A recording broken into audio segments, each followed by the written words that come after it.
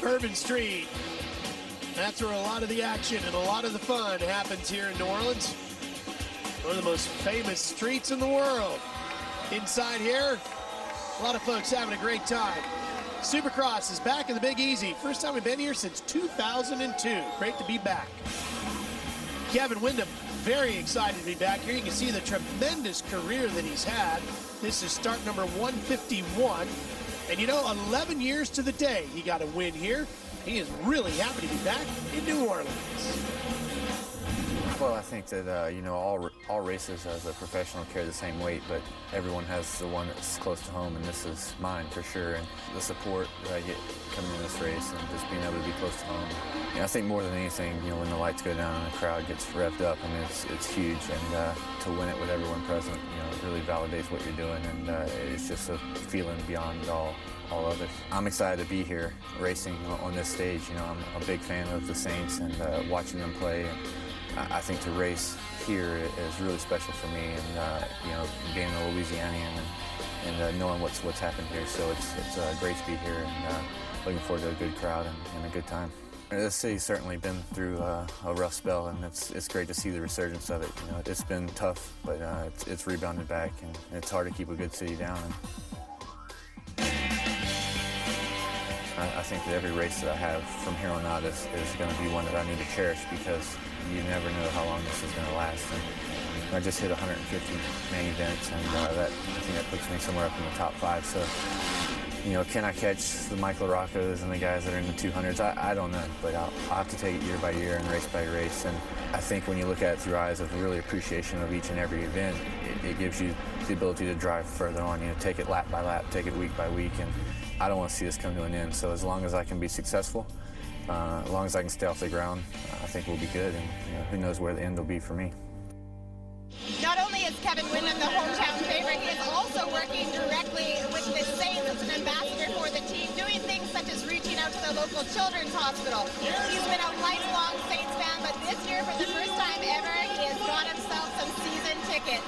You want to make sure to take notice of his gear this weekend. It resembles the jersey of the Saints, and he's also got a logo on the back of his helmet of the Saints. He said he's absolutely thrilled to be racing here tonight in front of his hometown friends and family, but he's especially thrilled to be racing of the home of the Saints.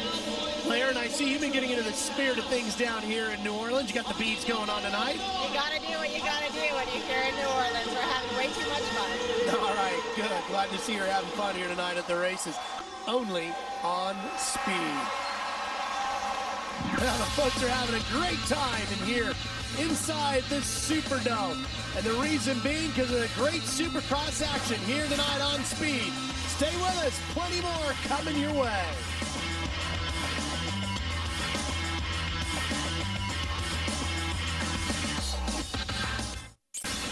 Well, the Freestyle Show, entertaining the fans during intermission. You'll see that every week at one of these Monster Energy AMA Supercross FIM World Championship events.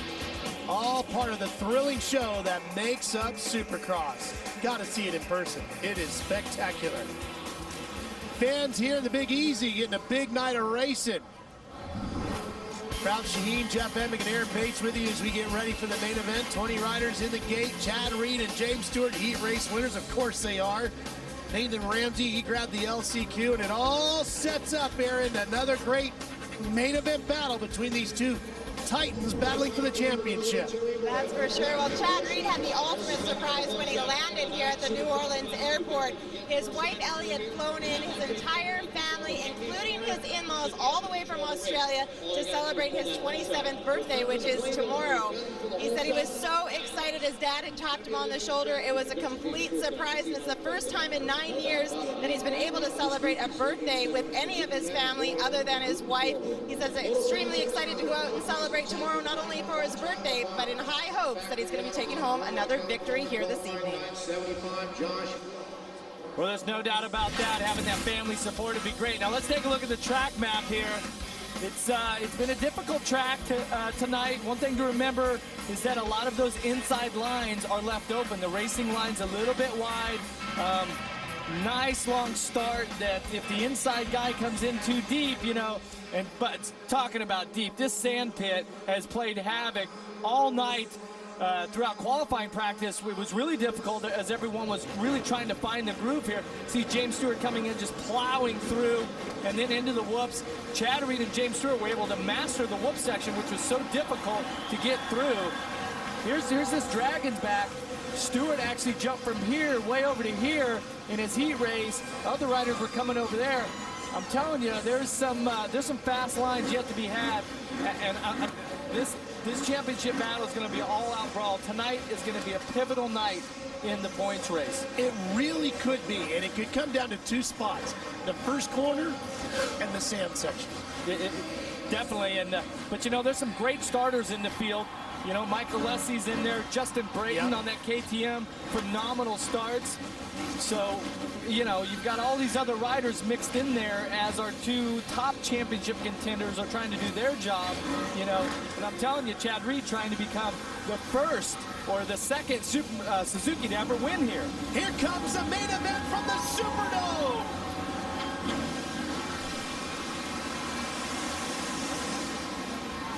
And Alessi just beat Stewart to the corner. But James is going to take the early lead, and here comes Reed in second place. He wanted to go head-to-head with him, then bar-to-bar. Chad Reed to the outside. Stewart holds him up, and look at how quick James gets through the whoops. Brock Kepler back in third, mixing it up, but it's all about our title contenders here. We have not seen this in a few weeks. Both riders together, all-out speed, 20 laps of endurance, all-out strength, and I'm telling you, both riders have something to prove. Reed trying to set him up. Jeff, he's got to be a little bit patient now, doesn't he? The two of them know they're quicker than everybody else.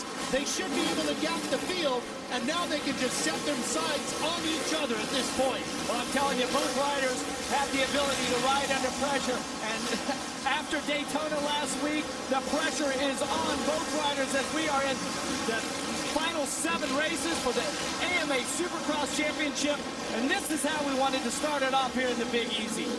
As we watched the lap times from the heat races earlier tonight, James was only a couple of tenths quicker than Chad Reed. Now, he won his heat race by a much bigger margin, but Reed just made a mistake there, and that cost him terribly. Well, that's that section over the Dragon's back where James Stewart makes a mistake. But he's able to rebound, and that's the thing about Stewart, Jeff, when you talk to a lot of the other riders. You know, and speaking with Andrew Short about James, he says, you know, James makes mistakes all the time, like we all do. He said the difference is he's able to save it and keep going forward. Well, no doubt about that. Stewart rides on that fine line, right on the edge. Chad Reed has the opportunity to watch him. Now, watch as we get through the first set of whoops, that right-hander over that Dragon's back. Stewart is actually jumping from the first whoop all the way over and doing a triple-triple. Incredible. Reed's going to have an opportunity to see that right out of this turn. Let's see if Reed can pick up on it also. There he goes. Yes, Chad Reed nails it. The race is on. He's got Stewart, his one trick that he had in the bag.